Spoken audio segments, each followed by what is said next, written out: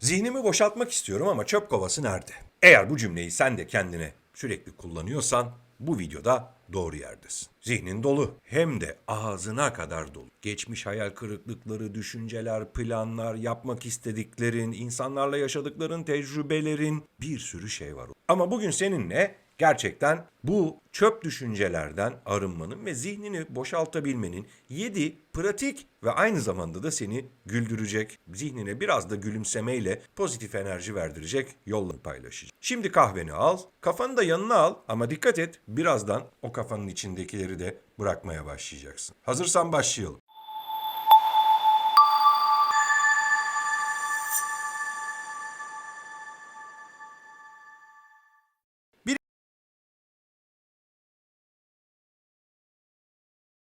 Birincisi çok basit. En basitinden başlayacağım seninle. Mental boşaltma ritüeli. Çok basit bir şekilde bir kağıt ve kalem al. Ama gerçek kağıt kalem, öyle sanal falan değil. Ve zihnindeki her şeyi yaz. Faturanı yaz, annene uğramak zorunda olduğunu yaz, geçmiş kırgınlıklarını yaz, kararsızlıklarını yaz, herhangi bir yere gittiğinde otelde yaşadığın seyahatteki memnuniyetsizliklerini yaz. Yani kısacası her şeyi yaz. Çünkü o kağıda yazdığın, kalemle birlikte yazdığın her şey aslında zihninden dışarı attığın şeylerdir. Ve lütfen ne kadar saçma olursa olsun yaz. Bırak zihnin de biraz saçmalasın. Buna bazı yerlerde mental dışkılama da deniyor. Zihnin dışına atma, yazarak, kağıt kalemle. Ve bunu yaptıktan sonrasında o kağıda şöyle bir bak. İstersen çöpe at, istersen yak ya da sadece bırak öyle kalsın. Ama artık onlar senin zihninde yavaş yavaş çöp kovasına doğru yolculuklarına başlamış olacak. Tabii yakmak biraz daha dramatik oluyor. Eğer sen de biraz dramayı seviyorsan yapabilirsin. Yazdıklarını yak ve gönder gitsin. Bir sonraki dijital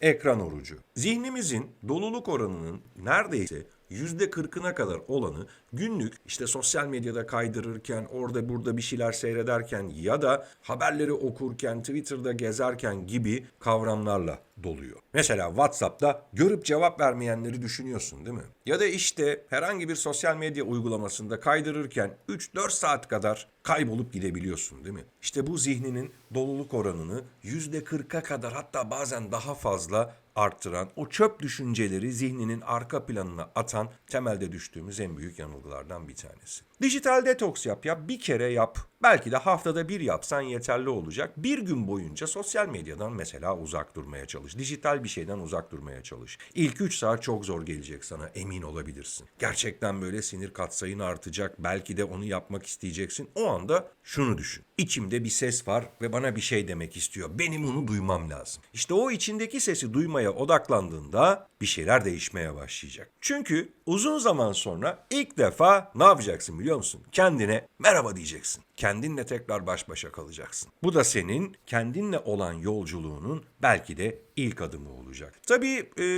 hani dijital detoksa başladığında eğer evdeki eşyalarla da konuşmaya başlıyorsan da konuş. Ama dikkat et. Pandemi döneminde bir tweet okumuştum, o çok güzeldi. İşte bir doktora soruyorlardı. Hocam ben evdeyim, çok sıkılıyorum, buzdolabıyla işte çiçekle onunla bununla konuşmaya başladım diye. Doktorun cevabı şu olmuştu. Bunu hepimiz zaman zaman yapıyoruz, eşyalarımızla bağ kuruyoruz ve onlarla konuşuyoruz. Tek problem onlar sana cevap vermeye başladıysa. İşte burada dikkatli olmak gerekiyor demişti. Bu benim çok hoşuma giden tweetlerden bir tanesi olmuştu pandemi döneminde. Evet, sen de evde kendi sahip olduğun şeylerle, evinle, odanla, sana ait olan şeylerle konuşabilirsin. Kendi iç sesinle konuştuğunu düşünerek konuşabilirsin. O yüzden de burada da ne yaparsın? Dijital detoksla kendinle olan yolculuğunu başlatmış olursun. Ve devamında tek bir anda tek bir iş. Ne yapıyoruz biliyor musun? İşte bulaşıkları yıkıyorsun mesela, o anda kafandan mail atmayı düşünüyorsun. Ya da arabayı kullanıyorsun, toplantıda ne yapacağını düşünüyorsun. Zihnini o anda yaptığın tek işe odaklamaya çalış. 2-3 tane şeyi aynı anda düşünmeye çalışma mesela. Tek düşüncen bu olsun.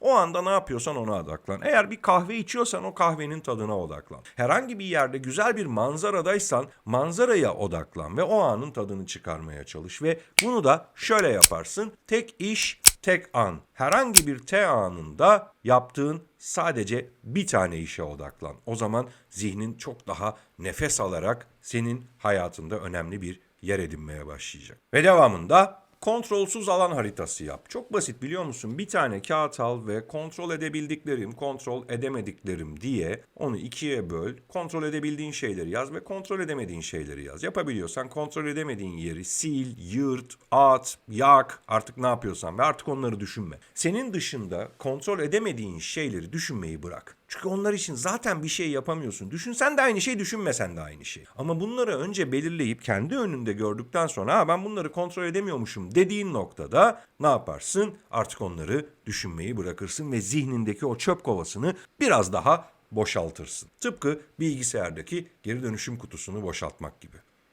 Ve bir sonrası, evet dedim ya sana, bazen de saçmalamak gerekiyor. Vücutla zihni ayır. Mesela evdeyken sevdiğin bir müzikle ya da kendi kendine şarkı söyleyerek dans edebilirsin. Emin ol bu senin zihnini çok daha temiz ve berrak bir hale getirecektir. Sana kulağa belki garip geliyor ama bazen saçmalamak o kadar güzel gelir. İşte burada da yapacağın şey o komik dans figürleriyle belki aynanın karşısında kendini gördüğünde daha çok güleceksin. Sana çok komik gelecek ama ne yapıyorsun? Bedenini de devreye alıp fiziksel hareketlerle birlikte aslında zihnini rahatlatmaya başlıyorsun. Ve ne yapıyorsun?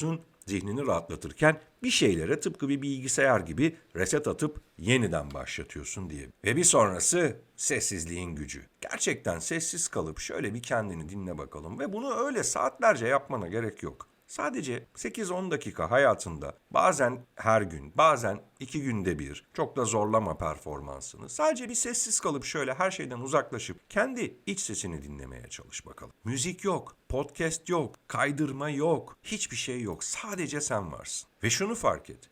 Sessizlik aslında korkutucu değildir. İlk başta sana böyle bir radyonun cızırtısı gibi gelebilir ama yavaş yavaş büyüleyici bir hal almaya başlayacak o sessizlik. Çünkü artık düşüncelerin o kadar çok uyaranın arasında sana kendini duyurmak için bağırmak zorunda kalmayacak.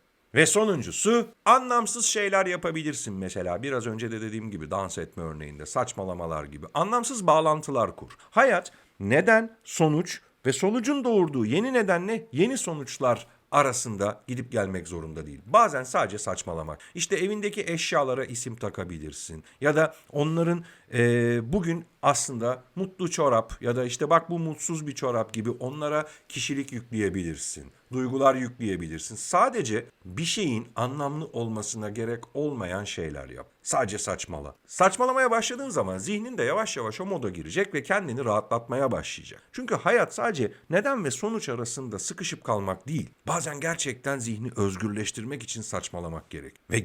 Ve beynin gevşemeye başlıyor. Gevşemeye başlayan beyinde o çöp düşüncelerden arınıp boşalmaya başlıyor. İşte değerli dostum, zihni boşaltmak için öyle 21 gün Nepal'e gideyim, şunu yapayım, bunu yapayım, saatlerce meditasyon yapayım, oradan oraya koşturayım gibi şeylere gerçekten ihtiyacın yok. Sessiz kal, saçmala, dans et, yaz, kontrol etmeyi bırak. Bu kadar basit zihnindeki o çöp düşüncelerden arınmak. Gerçekten bu kadar basit. Ve kendi kendine yapabileceğin, evde bile yapabileceğin şeyler bahsettiklerim. Kısacası kafayı boşaltmak istiyorsan önce orada ne aradığını keşfet. Ve bunları yaparken gerçekten ne aradığını da zihninin içinde keşfetmeye başla. Ve videonun bu dakikasına kadar geldiysen ve eğer bu video yine içinde bir yerlere dokunabilmeyi başardıysa beğen butonuna tıklamayı, takip etmeyi, bildirimleri açmayı unutma. Aynı zamanda da zihni senin gibi dolu olan ve onların da boşaltmasına ihtiyacı olduğunu düşündüğün kişilerle de bu videoyu paylaş. Bir sonraki videoda görüşene kadar da kendine iyi bak.